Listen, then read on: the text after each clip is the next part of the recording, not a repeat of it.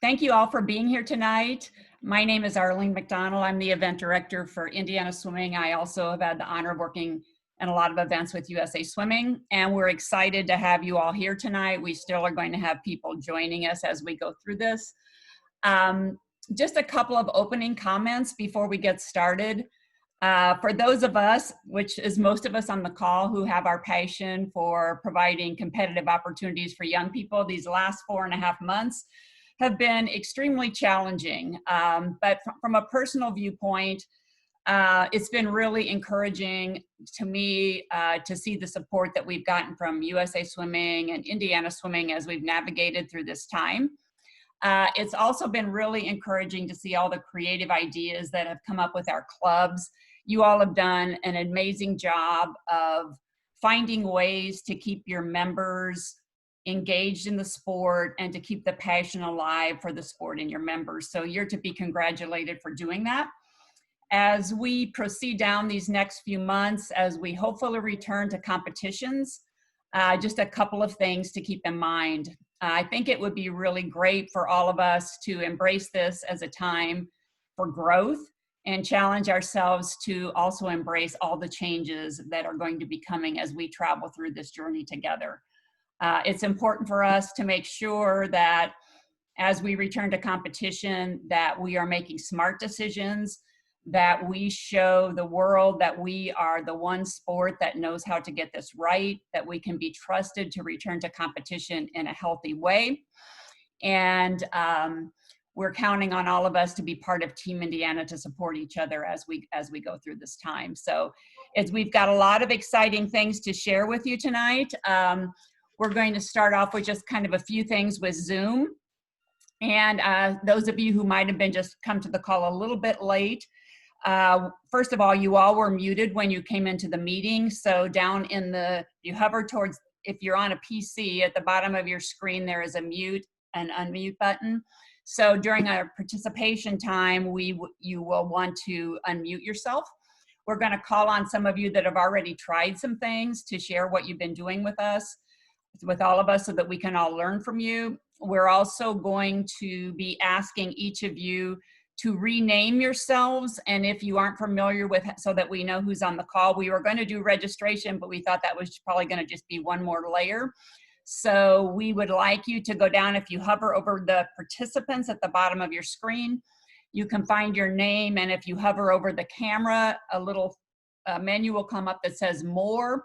And if you press on that, you can rename yourselves. And we'd like everybody to rename themselves with your full name, the club code, and also potentially the position in the club: MD for meet director, Pres for president, C for coach, and so forth. So that way we will know who all were with us this evening.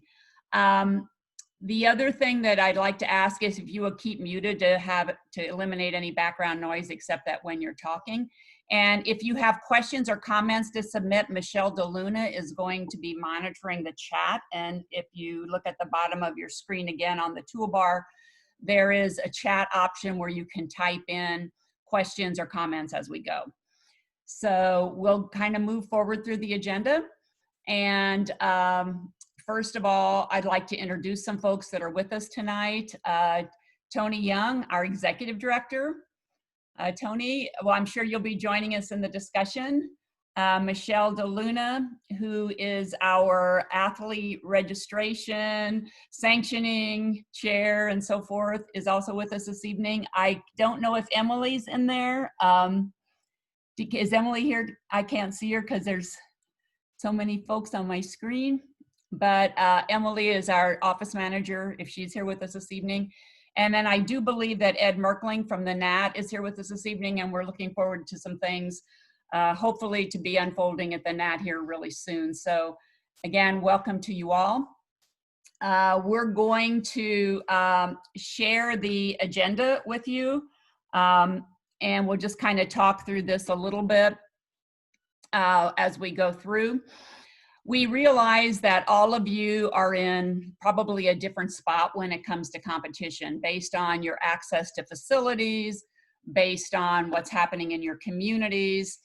And so as we move forward into the fall, This evening, we just wanted to provide an opportunity to share the latest information from Indiana Swimming, from USA Swimming, and also to provide an opportunity for all of us to share. So if you take a look through the agenda, we're going to start off first with this USA Swimming return to competition. You should have seen that document. Hopefully you've studied it very carefully. We're going to just kind of briefly talk through some of the things that may not come up during other parts of the conversation.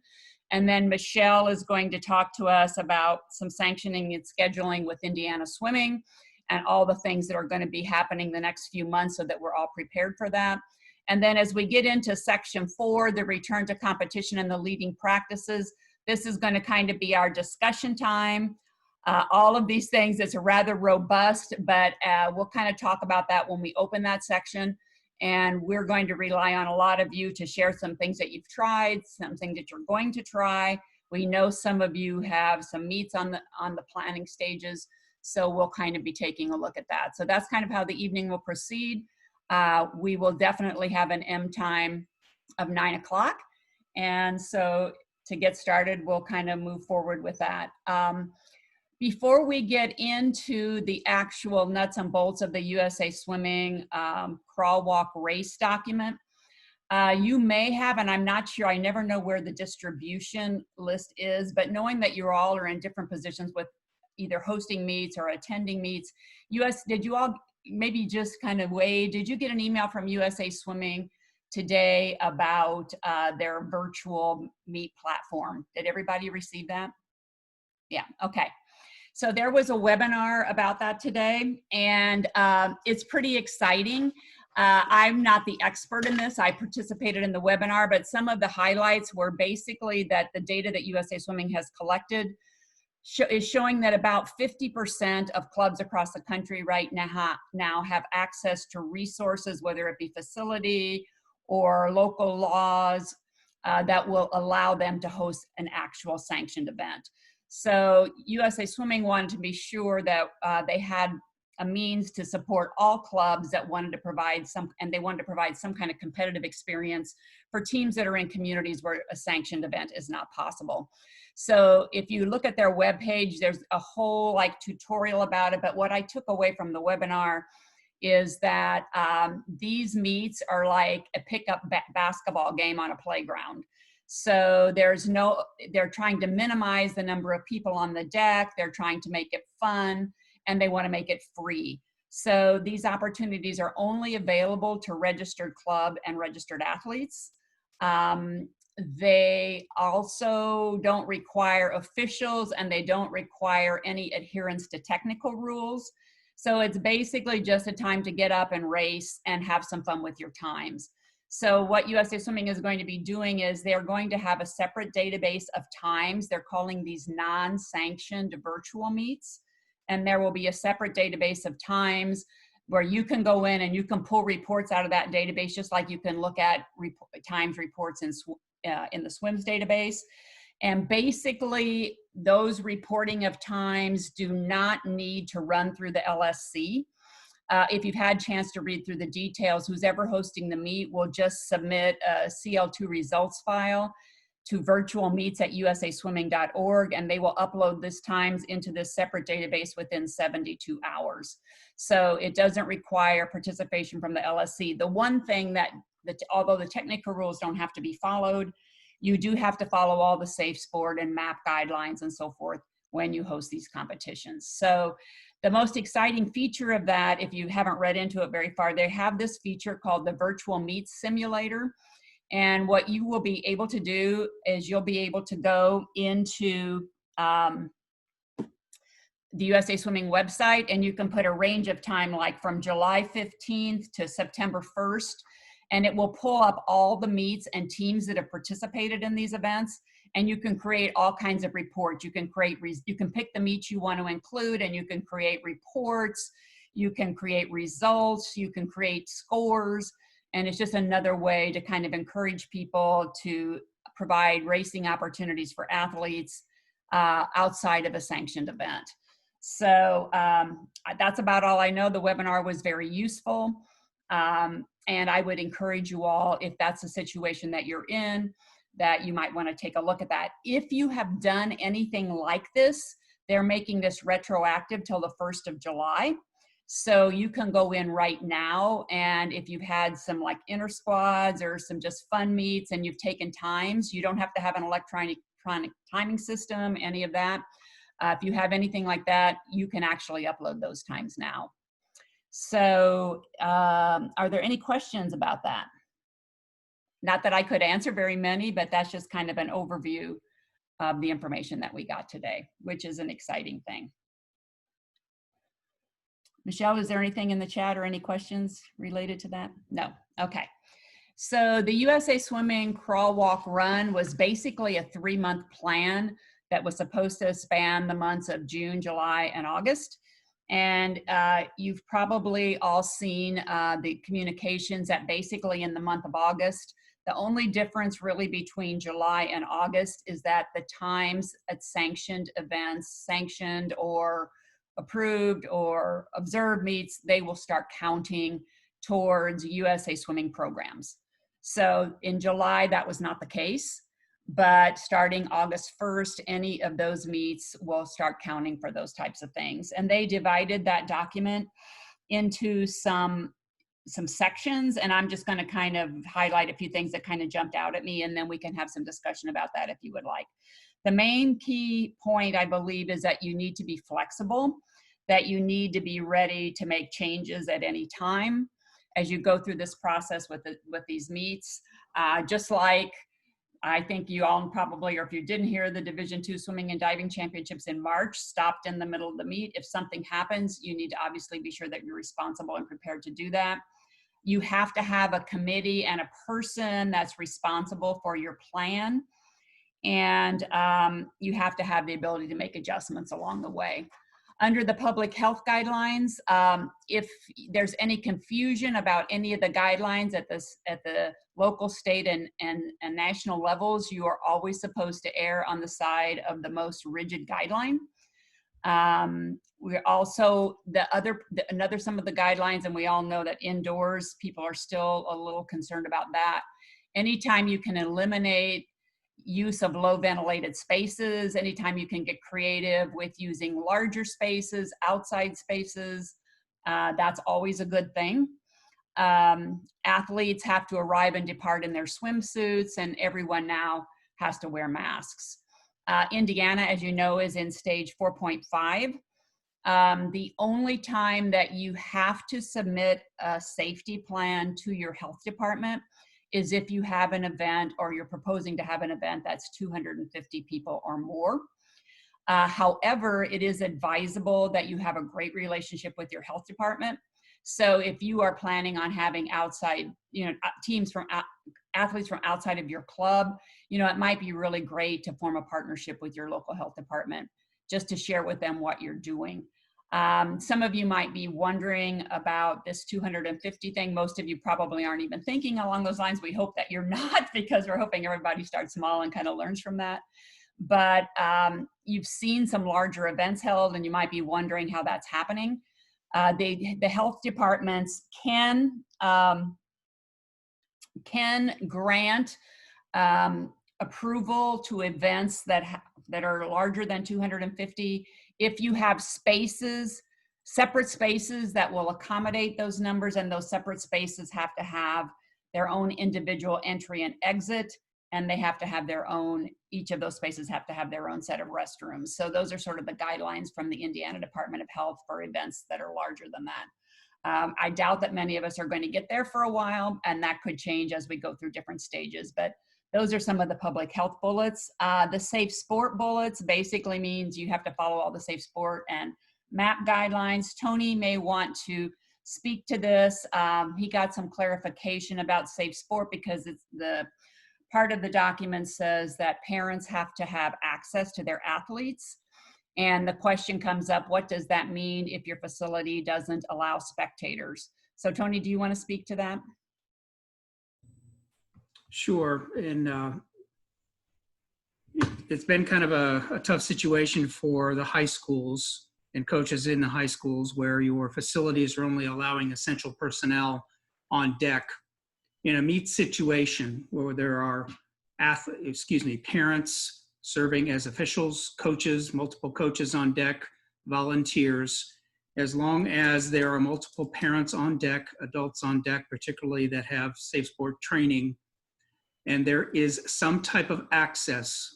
Now, that access in best practices could mean access to the venue. If a parent wanted to speak to their child or get to their child, maybe a volunteer sits at that table and either calls for that athlete from the deck to come and meet their parent, but does not escort the parents out on deck. So there is still MAP guidelines where there needs to be some type of access. You can't completely shut the parents out if spectators aren't allowed. Any questions? Okay, Great. thank you. Thank you for sharing that, because there was some confusion. I think at least I was slightly confused on whether or not we could host meets if no spectators were allowed. So that was great to have that clarification. Okay, at this time, I'm going to turn it over to Michelle. She's going to kind of go through with you all the processes for meet sanctions for the next, at least for the next few months, if not for longer than that. Michelle. Unmute myself. First of all, great to see everybody. I know we're all missing seeing each other on the decks and things, so great to see everybody on this call. A couple of the things that I'm going to talk about are actually from here on out, have nothing to do with COVID, but new sort of procedures that are going to happen. And so I wanted to just mention those here where I have everybody on the call, and then I want to talk specifically about some things for this summer. But one thing is that all meets are going to require pre-meets, backups be sent to me. So in the past, we've asked you to do those for invitationals, not for inter squads, not for things like that, but that is a new rule that we are going to need to require pre-meets for all meets. So just be prepared with that going forward. You'll get your little reminders from me and that kind of thing, but we will be requiring that. And part of that process will be, checking your 18 and over athletes and making sure that they're ready to go and have their MAP training and all of that. So please remember that if an 18 and over athlete does participate, somebody slips through the cracks and we don't get them, their times do not count. So it is imperative that we all work together to get that taken care of and get that done ahead of time. So I'm going to ask for your help in getting that done. Okay.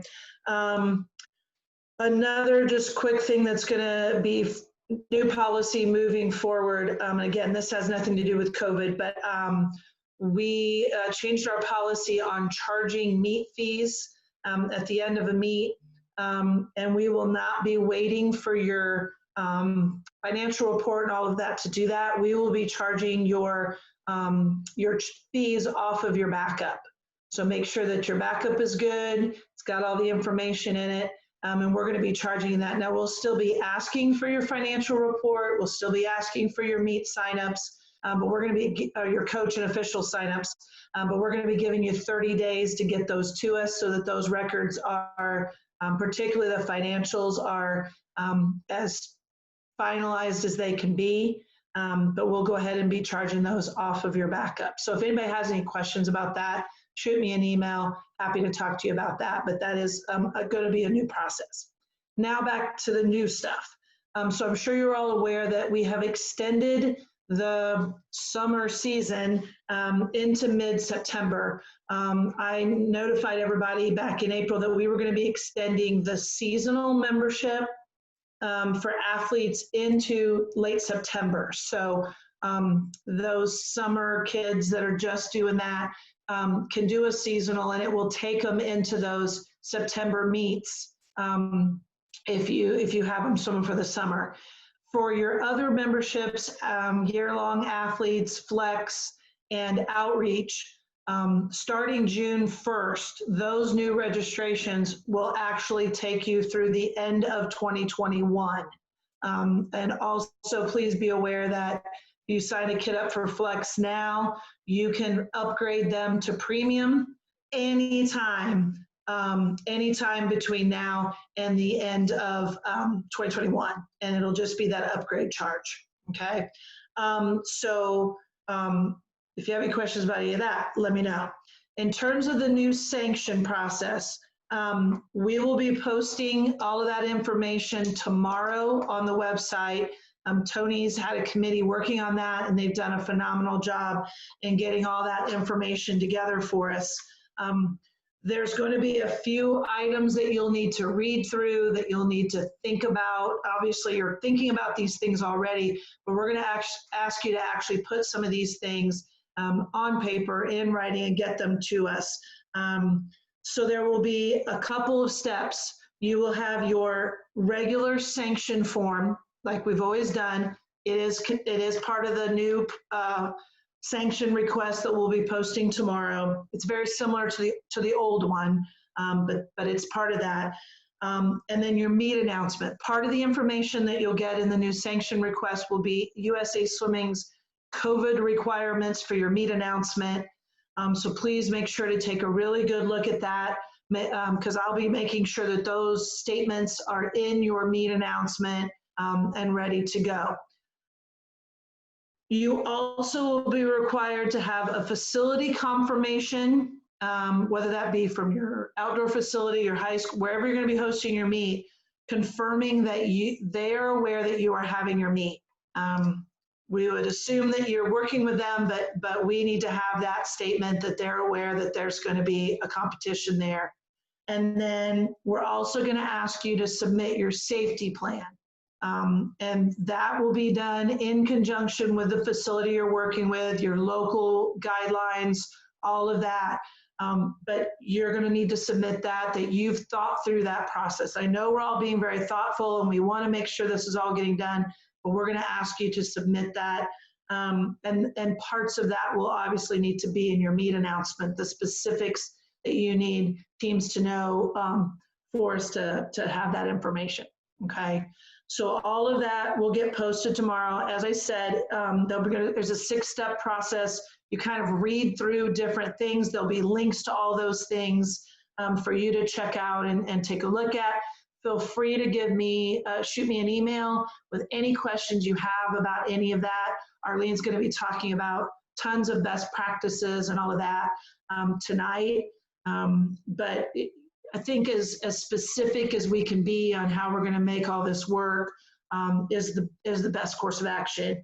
And then step 6 of that will remind you of the things you've got to submit: the sanction application, the meet announcement.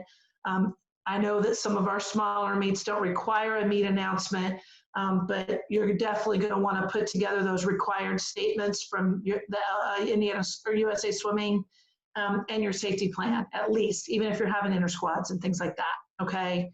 And then, like I said, your facility confirmation and your safety action plan. Okay. So those are going to be the things that we're going to need from you. I already saw a question from Matt Dorsch about time trials. Yes, I know that we have always said time trials have to be entries taken that day. At this point, we're going to go ahead and have you figure out, get entries from people ahead of time, at least 48 hours, I would say, so that we can run that and make sure that everybody's taking care of their map, that everybody's ready to go. I think we got to be a little stricter with all this right now, and a little stricter with on decks and that kind of thing. So hope that answers that, Matt. If not, please shoot me another email. We can talk specifics on that. Okay.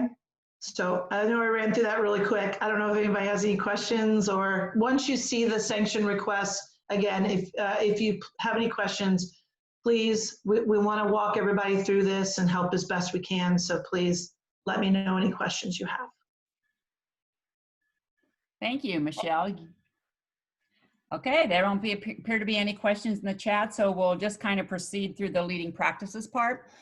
I think all of us have probably been part of a lot of discussions. There's still some parts of this that are confusing to me because I'm trying to figure out, you know, obviously every facility is going to be unique, but we're going to kind of go through these maybe a few at a time and stop. And we do know, and Tom Johnson's on here from Concord, we do know that they had an event last week. So Tom, we're going to rely on you to share. I think Michelle told me today that Sugar Creek had applied for a sanction. So we haven't really received a plethora of requests. So we're going to rely on those folks who are kind of already started a safety plan or have executed a safety plan to kind of help us through some of these areas. I have been honored to be planning for events for the last 3.5 months that may or may not happen, but been on a plethora of calls with a variety of sports and a variety of organizations and tried to pick up little tips here and there. But again, everything is going to be unique to your venue and the space that you have. Again, the key is to make sure you're following all local, state, and national guidelines. There are a lot of resources. Tony has put up a COVID page on our website. USA Swimming has a COVID webpage. The state of Indiana Health Department, everybody has all these resources. So if you have anything to share, we're trying to continue to post things to share as we go through this time. It would be really helpful for everybody to have access to those resources. Michelle talked a little bit about the facility partnership. It is crucial. It's always been, a crucial partnership, but it's even more so in these times. So anything that you have that you are planning, obviously you want to highly engage the facility in that. I've had the honor of working with Ed and his staff to try to figure out, a way to host a meet at the Nat. We'll talk about that a little bit later. And we're hopeful that we might be able to do that. Obviously, like I mentioned earlier, we need to embrace the changes because it's not going to be like it's been. But the facility plays a really important part of that. Michelle talked about the meet announcement and the required statements, but when you think about your meet format, like we kind of mentioned earlier, you want to stay small. Be thinking about, short, multiple sessions where you figure out, how many athletes you can have, how many people you can have in the building, and you have to work backwards from that to figure out how to make that work. So some of the things that people have been coming up with are small sessions based on your capacity, sessions by age group, sessions by possibly some sort of a league, something about, and you also want to make sure that you allow for extended cleaning time between those sessions. Obviously, you have to find ways to slow down the meet and allow time so that there's not a lot of close contact or there's no close contact during the event. The other piece right now, and I think this is in the sanction information that Michelle is talking about for tomorrow, but right now there's no events longer than 200s for 11 and olders and no longer than hundreds for 10 and unders. So we're kind of focusing on those events as we get started. Your safety plan, again, it's going to be unique to your venue, but it's important that you have that included and any disclaimer language in there, and then also include in your meet announcement what's going to be different. We're also used to like these templates that we get. So you may be doing registration totally differently. You may be doing digital coach package. You may be submitting, positive check-in electronically when we get to that point. So anything that might be different from the norm, make sure that you spell it out really closely. And all entries, if you notice on the USA Swimming, you can't be taking deck entries. I don't think that's a common practice in our LSC, but you also, for the time being, have to precede the meet. So there are going to be some changes in your meet format and how you take entries and all of that based on the current practices. Does anybody have anything to share about, things that they've tried as far as meet format and things like that go that will be helpful for us? Sugar Creek, what have you got planned? Can you kind of share with us? Sure. Friday evening, we're planning to have an inter-squad meet. We have 66 kids in the program right now. We're hoping to get a vast majority of those folks. Friday was going to be the last day before the start of our school. We've been delayed a week, but we tried to get it done before that happened so that the kids would have at least one opportunity to race before school starts. we will continue all through August as well with our practices. But we're doing just what you said. We're doing a one session. We're trying to limit it to an hour, hour and a half. We're going to do 50s for the little kids, 100s for the big kids. We have 200 IM in there for 11 and overs. And so, but you know, we're right in that same type of deal. You know, we're supposed to be under 200 people in our facility. We're not allowed any spectators at all until August 17th. We're going to sign parents up as volunteers. Any parent that wants to volunteer, come down. We'll give them a job. We're going to create a job to get them on deck. We know we'll need social distancing help for our little bronze kids, the 10 and unders, and so we're going to utilize our parent volunteers in that manner. And you know, we're just hoping to have an opportunity to, you know, get everything back going, get the timing system up running, and show the school that we're able to run an event and maintain our guidelines that the health department and the school is holding us accountable to. So nothing big, just an inter squad. Great. Tom, do you have anything to share based on your experience last weekend? I don't Sure. Thank you. We did an inter squad over Friday evening and Saturday morning. We had our high school senior group plus our top age group, 13 and 14s, swim 3 events on Friday night and 3 events on Saturday morning. And then our next 3 or 4 age competed just Saturday morning, and they swam 4 events generally. We had, I think, something about right around 65 athletes total. The one session, I think it was 37 in the senior group / top age group, and then 28 in the other. It was our 9th week back in practice. Our kids have been doing a great job. Our attendance has probably been better than it's ever been. And we just felt like our kids were ready to do something, to race. They felt ready to race. They wanted to have the opportunity. And I guess my message to them was it's different. We had assigned seats, not assigned seats by athlete, but we had assigned spots on deck 6 feet apart. Kids had to wear masks anytime they weren't in the water. So it feels very different, very, very different than a typical meet. From a coaching point of view, it was more difficult to have interaction with each athlete, like after they swam, to give feedback. That's something we're going to have to work on. Our staff is going to talk a little bit about that.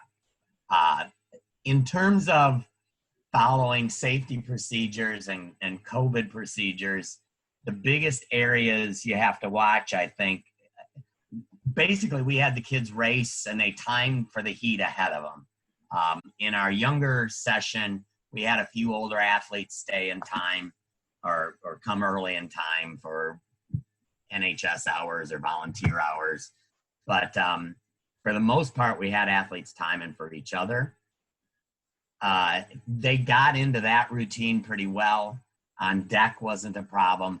I think you just got to be very deliberate about how you set up warm-ups and warm down procedures if you're going to allow kids to warm down. So my instruction was you can't be in a lane. If it already has 3 swimmers for warm down, you can't go in that lane, and nobody can be standing. It has to be the warm down 4 lanes we have in our pool. And we went short course meters, so we had 4 warm down lanes and or 3. And the expectation was you had to be horizontal, no vertical in the warm down pool. I think that covers most of it. That's great. We're going to kind of drill down into some of those things, but that brought up a question, Tom, about the warm down. Did you limit the amount of time they could warm down to keep the spaces open? We didn't. I think probably at some point in time you would, or depending on the format of the meet. running, I mean, the sessions were really about an hour of swimming. So if they were doing 3 events in an hour, they Okay. got out pretty quickly. It's not like they had 15 minutes to warm down. Okay. Yeah. So the problem kind of took care of itself. Okay. Correct. Great. John, we're going to go through some of the things that you're asking about in the chat. So that was all great information. And we'll just kind of, I don't want to rush through this, but I don't want to beat it to death either.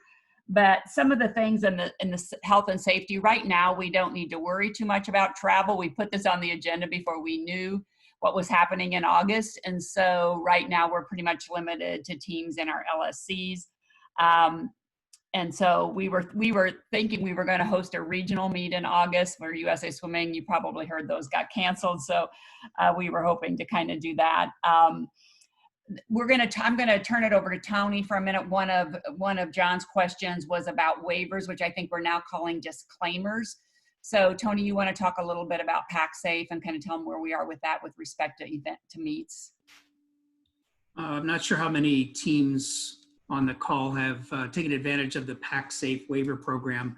I know when you're starting back up with registrations in the fall, you may want to consider PacSafe as an option. It's a free waiver system that you can use, electronic waiver system for you and your team and your members. PacSafe is going to work with us to create an LSC type waiver for meets. We're working on the wording at this point in time that we will share with each one of the clubs, and you can customize it to your meet or your venue. And that meet waiver can be used for all athletes, and we would say it's a best practice, we believe, for all athletes competing in the competition. And instead of just the one blanket disclaimer that we used to have in our meet announcement, this would be something that you would email out to all of the clubs, and they would have to have them checked off or signed prior to competition. And if not, then you would ask them to sign the waiver upon entry to the facility itself. So PacSafe is going to create a template for us to use, and when that is completed, we'll send that out to the clubs. Any questions? John, did that answer your question regarding waivers? Yes. Okay. Thanks.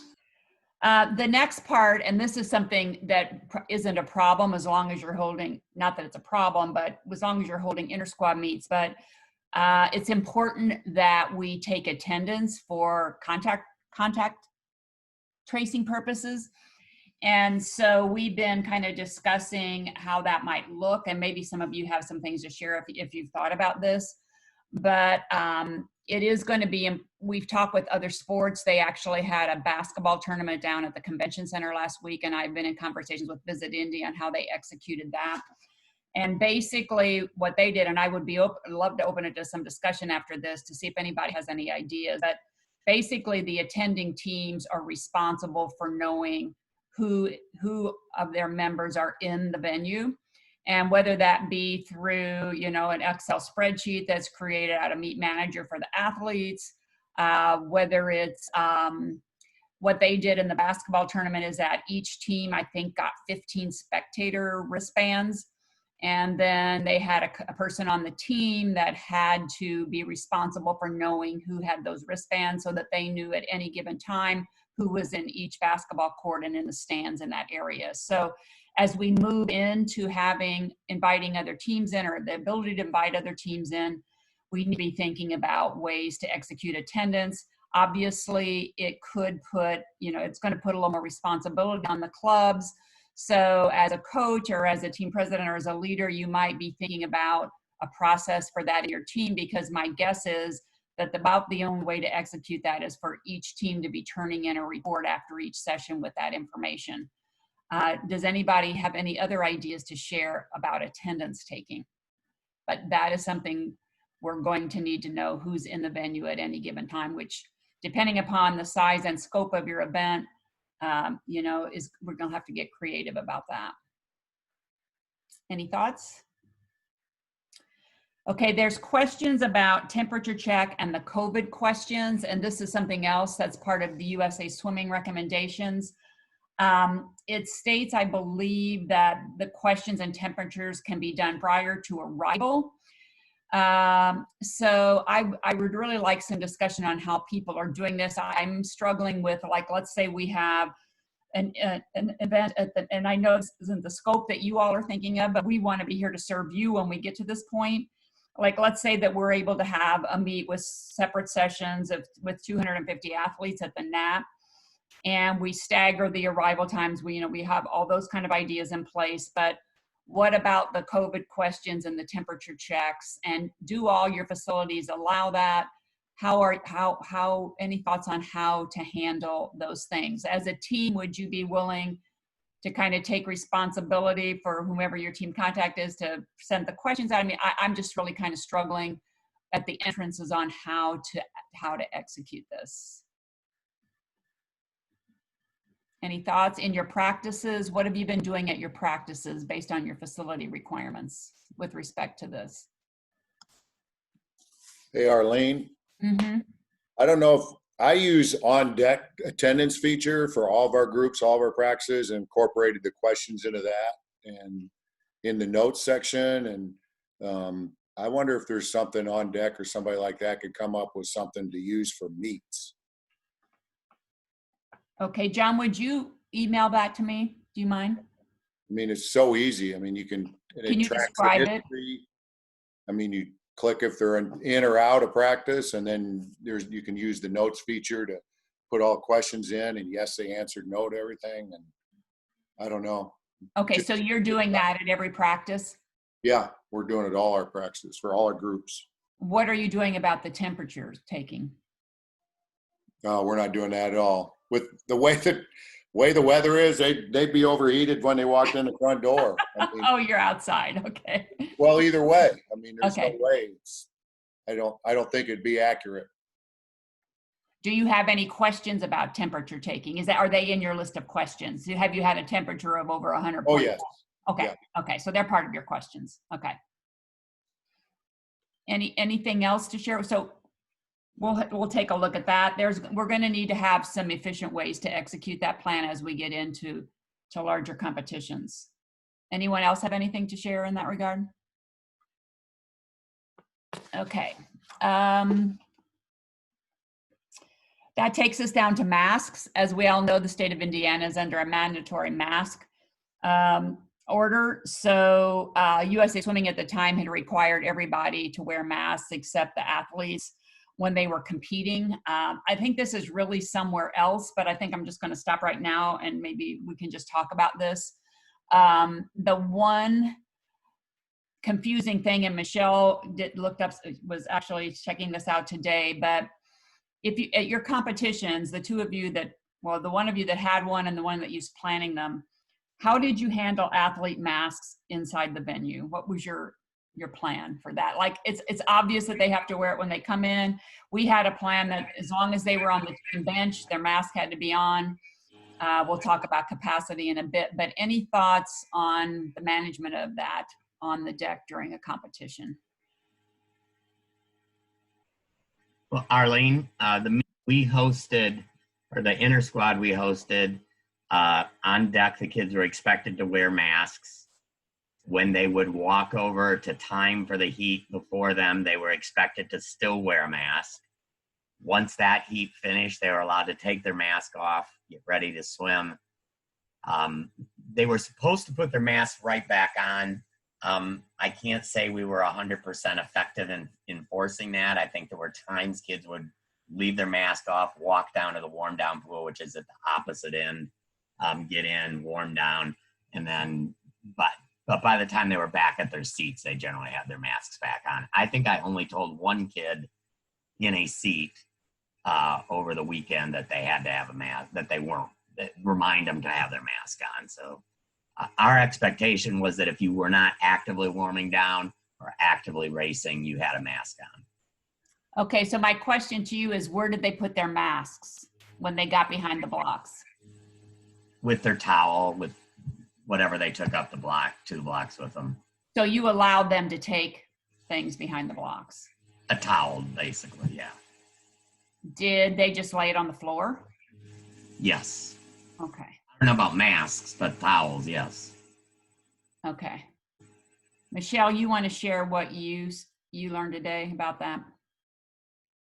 Yeah, so you probably could search and find this, but Aquajets in Minnesota put together a great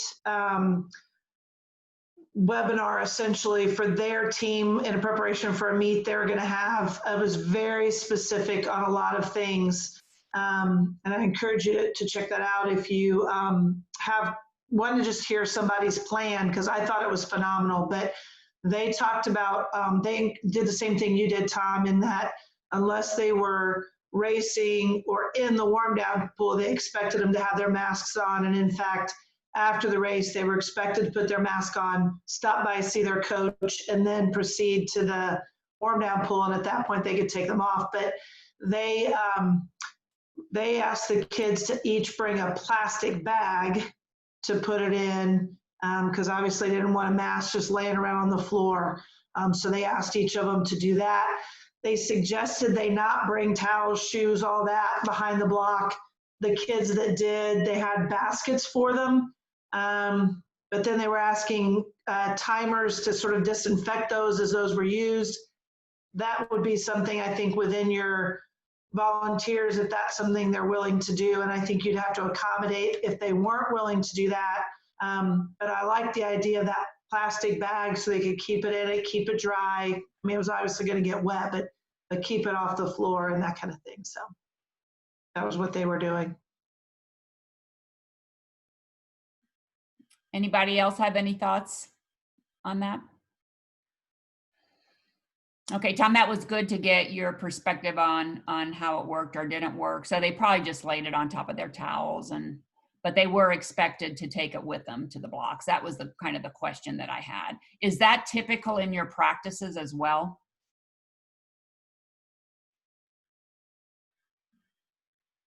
Sorry. They, for practice, our kids come in, they go to one of the assigned spots on deck that are 6 feet apart. They're supposed to stay there till the coaches tell them to take their mask off and line up. And they're assigned into the pool and get in the water. They're supposed to get in right away. Sometimes that's more effective than others. There's kids who are slow getting in, especially in the morning. But yeah, we tell them when they can take their mask off, and at that point, they're supposed to be moving towards or entering the water. Okay. No, that's all good information. Thank you. The social distancing, if we have any tips to share with that, obviously, if you're going to have an event, you're going to need to have a lot of signage, possibly stanchions, probably floor decals, and things like that.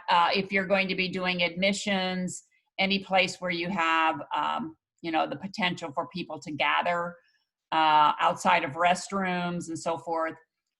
So we're probably going to all be investing in a lot of different signage packages as we go through these next few months with events. So be thinking about how in your facility, maintaining social distancing is going to be most effective. Again, a lot of that's going to be unique to your facility. Does anybody have anything to share about how they've been able to successfully? Sounds like everybody's doing a fine job with that, with your plans that you have for your practices. But as you get new people into your buildings, that's going to become even more critical that they understand. The other piece of the health is the enhanced sanitation. It's recommended that you have people have hand sanitizers at all the entrances, at all the high touch points, that you have regular cleaning, that you schedule breaks in to do cleaning. I was on a meeting last week where someone talked about I think a lot of this is obviously you want your guests to be confident that protocol is being followed. And so they actually put all of their cleaning staff in like orange t-shirts or something so that they were really visible. So it just made people more comfortable knowing that this was being done rather than, just kind of observing here and there. So does anybody have anything to share with enhanced sanitation or things that have been going on in your facilities that will be helpful? I do know I've been on some calls where there's all these new technologies coming out. You might have seen on the news, like these robots and all this sort of thing that people are developing. I doubt that any of us is going to have the budget to afford some of these things. But I do know that there's a whole new industry that's kind of surfacing with UV lights and all kinds of sanitizers and sanitation and HVAC enhancements and things like that coming up based on all of this, so that larger spaces can be used. We talked a little bit about medical, and again, I guess when you have your emergency action plan, or actually your return to competition plan, I think part of that, you need to be sure that you have all your COVID guidelines in there, but you need to have a point of contact, and you need to have a procedure should there be any suspected person that attended or that was in attendance at the event that becomes sick. Has anybody had that happen in any of your practices that you could share anything? Or how are you handling that in your facilities with respect to if someone appears to be sick? No one has anything? Okay. But be thinking about that. Obviously, there's personal responsibility. If you're going to do the disclaimer forms, you're going to ask the questions. We're going to have the statements in the meet announcements that there's an inherent risk, obviously, but the pre-meet communication of all of that is going to be critical. And Michelle was talking about the plan that she read that was up in Minnesota. When Ed and I were working on this regional plan and our task force, we plan to do a lot of virtual education before the meet. So just like Tom, or I forget who said it, or John, or someone mentioned earlier, maybe it was Kevin, you're going to need to have a pre-communication plan for the athletes, the coaches, the officials, the volunteers that are coming to your meet. Obviously, doing that virtually would be recommended, but they're going to need to know what's going to be different when they come into your facility. Now we have this platform, so it makes it a lot easier, but obviously, you're also encouraged at any kind of on-site meetings, if you can do those virtually in advance as well, to eliminate any kind of congregating when you get to the venue. Your on-site communication and enforcement is going to be critical. You know, how are you going to enforce the social distancing? How are you going to ask the questions? How are you going to control flow into certain parts of the venue? At the basketball thing, they had somebody at the door with a clicker, and when there were 250 people in the door, nobody else could come in. I mean, if you've planned your numbers correctly and planning your event, hopefully you'll have that all figured out ahead of time, how many athletes you can accommodate, spectators if you can, and you kind of back out of that with your plan and how many entries you take. But when you're at the meet, you know, in the use of monitors, marshals, ushers, video messaging, the announcer doing constant reminders, just be thinking about the communication plan once people are inside your your venue, to make them feel comfortable and confident that everything is, you're adhering to all the guidelines. We've talked about, I don't know that we haven't gotten to capacity yet, but we'll kind of walk through that. Does anybody have any thoughts about communication? If you were going to host a meet with other teams, any creative thoughts on pre-meet communication? Officials, does anybody want to jump in on how you might envision officials meetings, you know, a new format for that? Any sharing on that regard?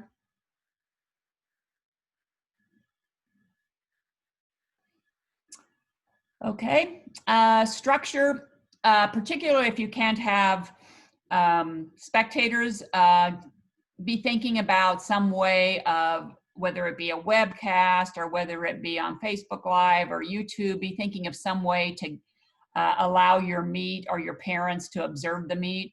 Tom, did you do that? You did that with your meet, correct? Yes, we did Facebook Live. Okay. So be thinking about that. That's always a good plan. If you have a venue where you could actually have, you have an outside space that has an LED board or a video board where you could project or something like that. Just kind of be thinking, as long as the weather's nice, like it'd be really nice if we could get some outside meets going until before fall comes, to see how that could be done safely. But be thinking kind of go through the whole spectator experience, starting from the time they park their car to the time they leave the venue. And we'll kind of run through some of the things that have been discussed on some of the calls that we've been on. Entry and exit. If you're having outside teams, and you're probably already doing this with your practice groups, but it's really good to have staggered entry and have specific windows of time where each team can enter your facility. So when we were going to do the regional meet, we had all the numbers figured out, and we were going to assign like 10-minute periods of time when teams could come into the venue. That also helps, obviously, in your parking situation. If possible, maybe have a one-way path for entry and exit into your venue so that people aren't crossing over. So think of ways to minimize, crossover traffic. Getting to your deck, think of, again, one-way pathways in and out of spaces and how you would execute that. You could also, have the athletes, have a meetup plan with their families outside in the car once the meet is over. Just all those things of kind of managing the flow inside of your venue. You're obviously going to have a lot of monitors. I think this is going to create a lot of new volunteer positions, unfortunately, but we're also going to be eliminating some maybe as well. So those are just some things to think about. Capacity, depending upon your venue and the size, obviously we talked about that a little bit. You're going to have to think creatively on how you can move things maybe into other spaces in your venue that you haven't used before.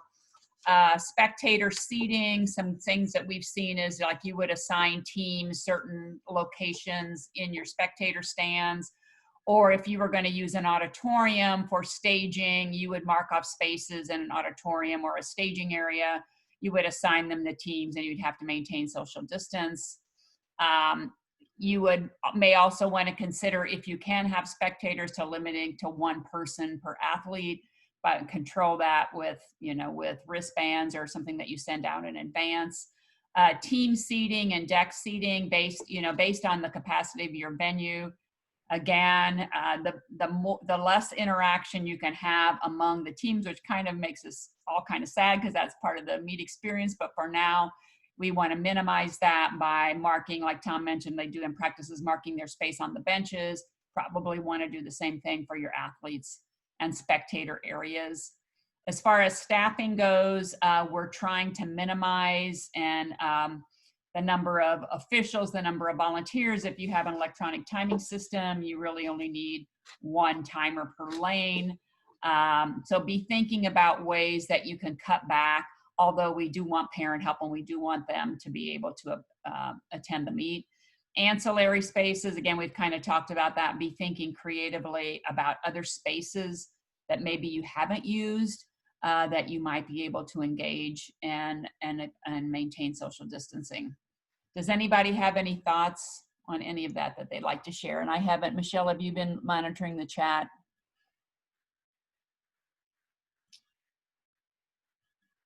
Okay, we've got some things that some of these fit under other. Okay, and some people are just kind of sharing their thoughts on things that they've done. But we'll talk about the IHSAA thing, Jody, when we get to the end of that. Ticketing is another part of the process. Be thinking about cashless transactions. Be thinking about advanced sales. Be thinking about how you're going to do that. Distributing things in advance of the meet. And also, if you do have any kind of on-site sales, on ways you can protect those volunteers with plexiglass barriers and things like that they have in the grocery stores. I do know that our friends at Dodd Technologies are working on head tables and entry admissions tables that have plexiglass barriers on them. So once we get information on that, we will share all of that. But I know we can all get creative and probably build our own. Warm up and warm down. Tom talked a little bit about that. Obviously, warm up, staggered warm ups for teams based on the capacity of your pool. Assign teams specific warm up lanes starting from opposite ends of the pool. Limit the number of swimmers based on USA Swimming guidelines per lane. all those things that you've probably already been executing. When the team's warm-up period ends, be thinking about they probably will have to exit the deck when the other teams come in and how you're going to execute that.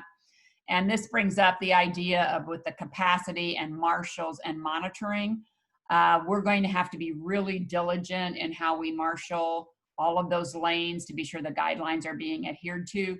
I know that in the past, some of us, as we've hosted meets, like as we've filled in what we consider to be essential volunteers, the marshals, we probably haven't done the best job with those that we could. I think that this is going to take on a new emphasis as we go through these meets, and I think to ensure that we're following the guidelines, that we really need to make sure we're diligent about marshaling all the lanes, not just the lanes, but the entries, the exits. If you're going to allow use of your locker rooms, and obviously restrooms have to be available, how you're going to monitor that. So it may create a whole nother level of volunteers that you have to look at as you invite outside teams in. Meet administration, meetings, just virtual meetings, maybe send all the coach packets electronically, have the team sign their own check-in like John was just describing. If you have the need for credentials, maybe be thinking a way you could send those electronically or send them in advance of the meet. And your deck security is going to be critical when you start hosting meets and inviting teams in. So we need to think through all the administrative processes, including the head table, positive check-in, scratches when we get to that, and electronic heat sheets. So I think we're probably, the day of paper heat sheets may be going by the wayside. So, so those are just some things to consider. Anybody have anything to share on any of those topics?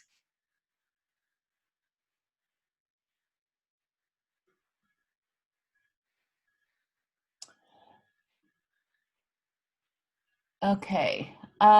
We've kind of already talked through locker rooms and restrooms. Equipment, you want to obviously minimize the use of shared equipment. Be thinking about radios, stopwatches, clipboards, office supplies, and those sorts of things. You'll obviously want people to sign those out. You're going to need to sanitize them between sessions. So be thinking about how you're going to handle equipment. And that kind of got into the baskets that Michelle was talking about. That was my biggest hesitancy about baskets, was asking somebody to sanitize those.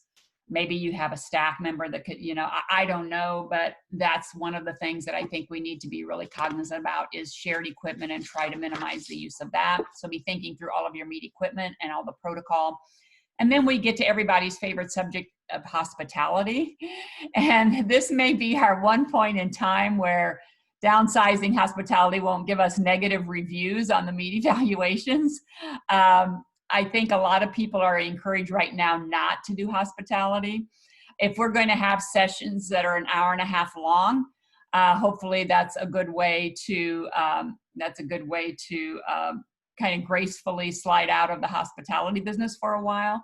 It also will help your bottom line significantly.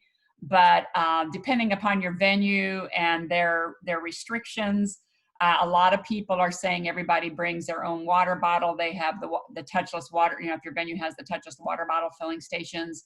But if you don't have those and you do need to provide hydration and things, having bulk water or sport drink in a jug where everybody comes up and serves themselves is not going to be possible. Not going to be able to have buffet lines in hospitality rooms. Possibly you could have a server behind plexiglass shields. So be thinking about all those things and make sure you're very explicit about those in your meet announcement and any pre-meet communications.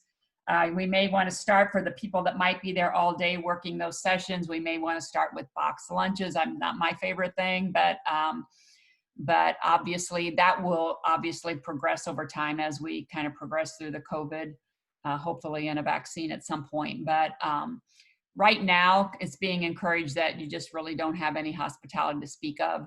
And if you do, it's be anything in a self-contained individual container. So we already talked a little bit about behind the blocks based on the space in your venue, obviously.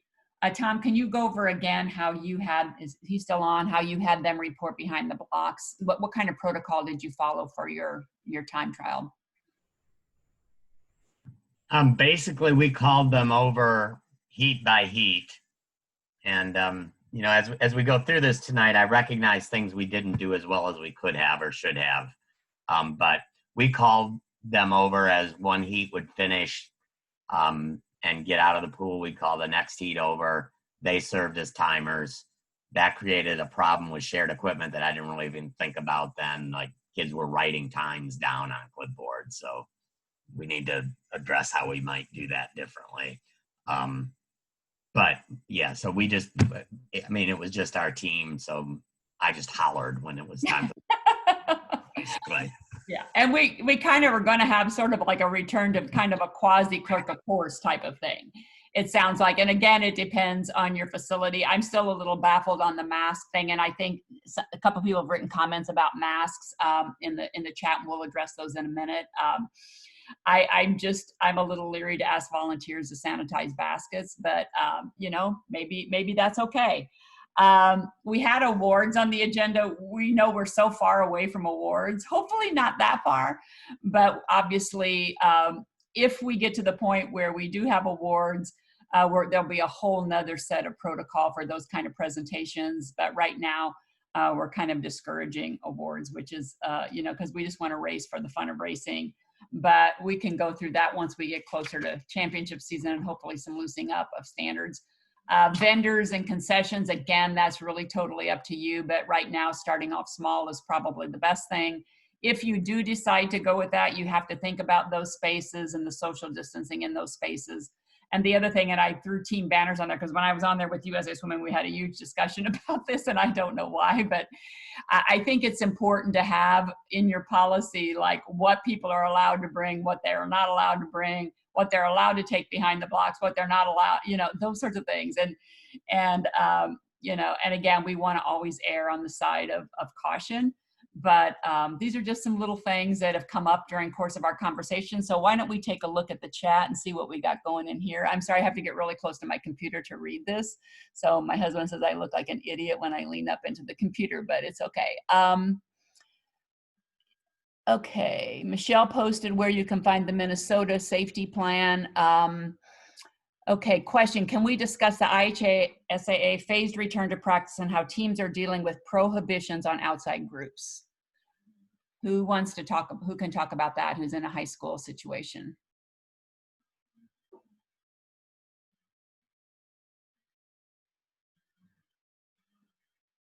Nobody?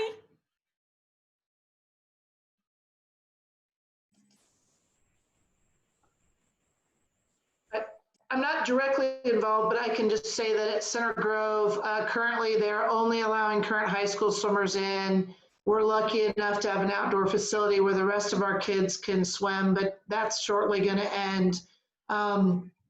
We've been trying to use the discussion point that other sports can find other venues to practice outdoors and that kind of thing, whether those be just running or whatever, and swimming is very limited in the type of facility they need.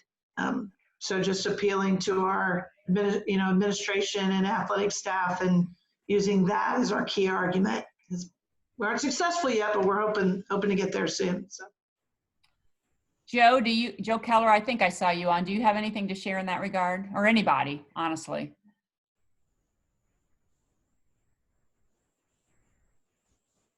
Hi, Arlene.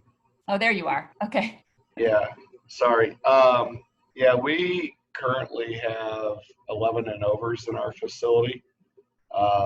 We right now do not have 10 and unders. They're still outdoors, but that's going to end at the conclusion of this week. So we're still waiting a response as to whether or not we'll be able to move them indoors. But we're not overly concerned if they're not necessarily in for a few weeks here in August either. So, but we kind of took the approach of being proactive, and the plan for the high school phase-in was something like 14 hours maximum. And so with our senior level kids, then we're at like right around 14 hours, and then we proposed that our 14s be able to get 12 hours. our 11, 12s 9 hours, and we had proposed our 10 and unders have a maximum of 6 hours. And some of those kind of things I think were helpful in that we weren't coming in proposing that we get 15 hours for 10 and unders, that type of thing. The other thing that was really important for us and being able to get some of that time is we were able to show a lot of factual information, such as the type of costs that we're paying in pool rental. In addition to that, the number of athletes that we already had in our facility for about six weeks or so prior to coming back to the high school, and also what our action plan was, and that we didn't have athletes that had tested positive, and so we shared a lot of that data too. So that seemed to be helpful in us being able to have the opportunity to start moving back in. Any other high school coaches, facility, aquatics directors have anything to share? Tips? Hey, Arlene. Mm-hmm. So at Northridge, it kind of works because I'm also the aquatics director, but I think the biggest thing that helped us get back in with the entire club, we're actually the only club sport that's allowed on campus right now, is we went through and basically put together this entire plan of how we were going to do this and how it was going to be safe. And we're checking temperatures for each kid that comes in and coaching staff and stuff like that. But, that allowed us to prove to admin that it would be okay, that we can do this, it'll be fine. So I think the big thing there is just really kind of having that plan. Exactly. Okay. Arlene? Yes. I was just going to point out, specific to Jody's question, the IHSAA phased-in return to practice protocol does not prohibit outside groups, as I recall. I think it specifically says that it's left to the local school board or school administration to determine facility usage by club sports and other groups. So our school board approved our club team to use our facility. Similar to Northridge, we don't have any other outside groups using our facilities, although I did see there was a tennis tournament a couple weeks ago using one of our facilities. But I think it's just that we had a plan ready to go, and a lot of it goes back to what kind of relationship you've had with your administration over the years. I think that clearly shows that's an important factor everybody needs to work on over time. Exactly. And Tony, I think you have some of those plans posted on our website, don't you? Sorry, yes. Okay, so there are some resources on our website. I will also say that USA Swimming has put together, I haven't been on their website searching for this. I was just on the call, but they have put together a toolkit for advocacy with some tips on how, some helpful tips for gaining access into facilities. So I would just search on their website, on their COVID page. It's probably there as well. Where are the changes? That is one-timer per lane documented. I'm not an expert on the rule book anymore since I'm not an official. So Cindy, do you want to explain that? Put you on the spot here. What was the question? It says, where is it documented that you can have one timer per lane? Well, I can't tell you exactly where in the rule book, but it is in the rule book, and that's provided that you're using an automated system. Right. Who had the question? I can send like a page number to them. Jay, yeah. Oh, he sent that privately, sorry. Okay. I'm trying to scroll down through here. Let's see. I think People- any kind of sanitizer that kills COVID is fine to use. I don't think it has to be a wipe. I went down thinking we were hosting Senior State and bought every spray I could find at Walmart 3 days before the meet. It's now sitting in my garage. It might be worth $50 a bottle, but anyway, it specifically says kills COVID on it, and that was all I needed. Jay said, those guidelines for everybody too with this. Thank you, Kevin, for doing that. okay, awesome. Oh, he found that? Okay, awesome. Let's see. Yeah, okay. Any other questions or anything else to share? Arlene, just really quick, because you touched on a couple things about officials, and I did not chime in for all the officials on the call. We are going to be having some referee calls, and we will discuss all that stuff. They'll be coming up in the next couple weeks. Yes, and that was going to be one of my suggestions. Obviously, as you develop your plan, you obviously want your referee highly engaged in the plan as well as much as your facility. Just a couple of other things to share from the event perspective on the Indiana swimming side, other than sanctioned meets that our clubs are hosting. We are working, if Ed is still on the call, he may want to pipe on. We are still working on potentially hosting a senior level competition at the NAT on the weekend of September 12th and 13th. Cindy and Marianne and Lucy on the official side have kind of been helping us with that, and Ed and his team in a task force we put together. We are in the process of submitting the plan to IU, and they have a process in place right now that if you want to host an event there, you have to submit a plan for approval. So if we get approved, we'll send out more information about that. It will have to be our initial thoughts are it's going to be 2 sessions a day. It's going to be senior level athletes only. Probably we'll use senior state cuts just because we need some way to narrow it down.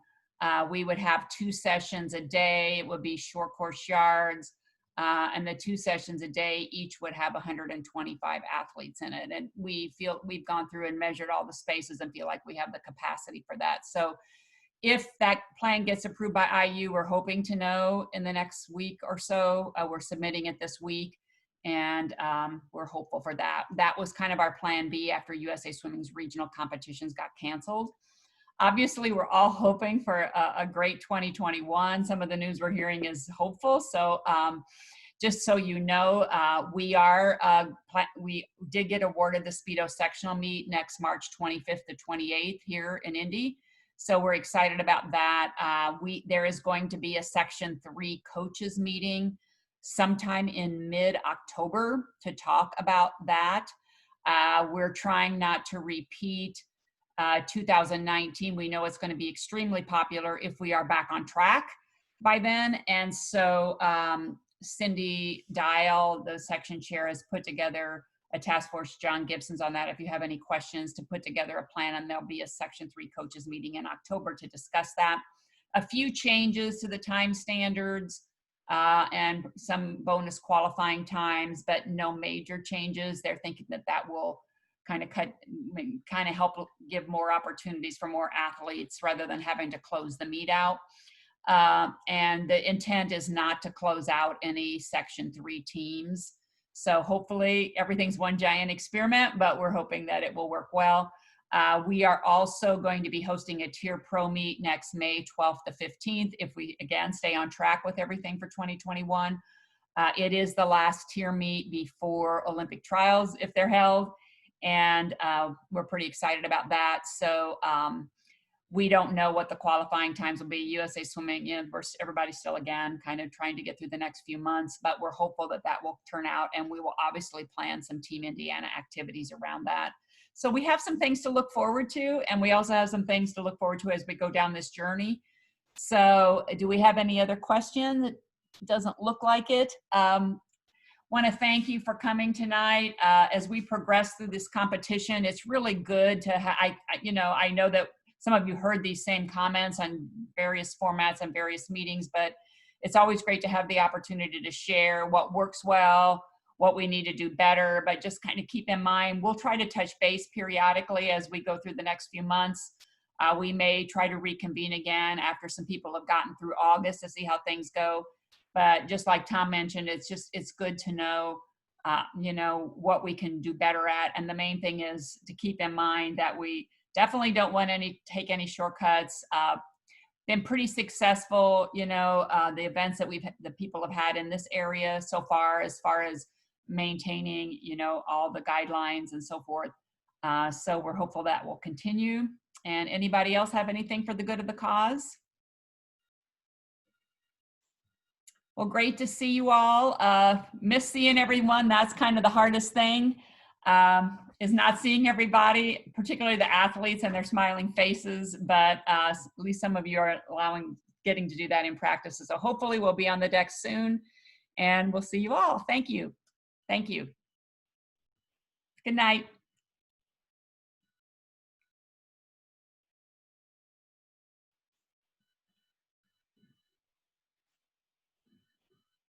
Michelle, are you still on?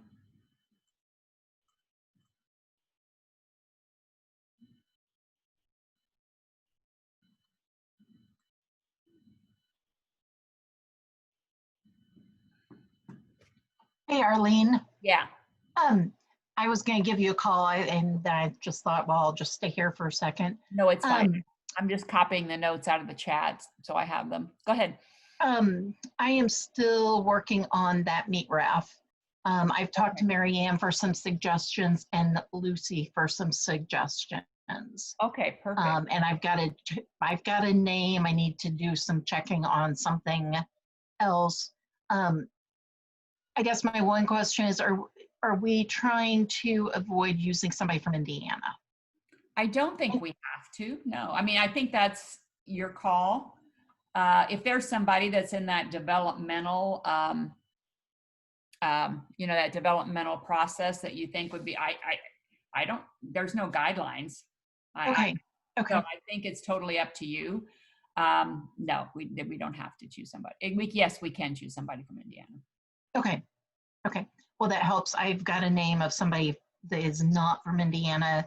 Let me do some more checking and see what all they've done. And then hopefully in a day or two, I'll get back with you with the name. Yeah, and it would be really good. Like, I was really sad about Anissa because yeah, me too. And I know you guys are all very talented. I don't know everybody's talents, but like I said, this is one giant experiment. So yeah, no, I totally get that. It's going to be really important to have somebody that's experienced and that's got a good administrative head. You know what I'm saying? Right. Brain, Well, and I do have, if this other one doesn't pan out, I was thinking about if we use someone from Indiana, possibly like Matt Wilson. Okay. Which definitely he has experience. So let me find out about this other person first. And I don't know this person personally, but he was highly recommended from Mary Ann and Lucy. So. Okay. No, that's fine. Okay. I don't think we have I have another meeting with that group until sometime in August, I think. So. Okay. So I'll check that and send you a text or something. Okay. I just felt bad that I told you I would get right back with you, and I still haven't done that. No, that's okay. That's okay. Alrighty. That's awesome. You doing? All right. Okay? Do what? You doing okay? Yeah. I'll let you know about that meet as soon as we find out. Okay. Okay. So we're still on track as far as for the 12th, 13th. Well, depending on you approval. Right. Ed's really excited about doing it. But we've taken everything in half now from what we were going to do originally. Okay. So instead of 500 athletes, we're down to 250. We decided that 250 was a magical number that IU might approve. So that's going to be difficult limiting that, I think. I mean, it's going to be difficult how we're going to decide who gets to come and who doesn't get to come. Right. But we'll put some brains together on that. We may just have to keep it local, but right. we'll figure it out. We'll talk to Joe and his crew. Okay. Well, ironically, as it turns out, it didn't matter what weekend my son's family weekend was because they're all canceled anyhow. Oh, they are. So, Okay. Well, that's too bad. yeah, Okay. but All right. survive it and move on. All right. Well, thank you. All right, talk to you later. Take care. Bye, everyone. Bye.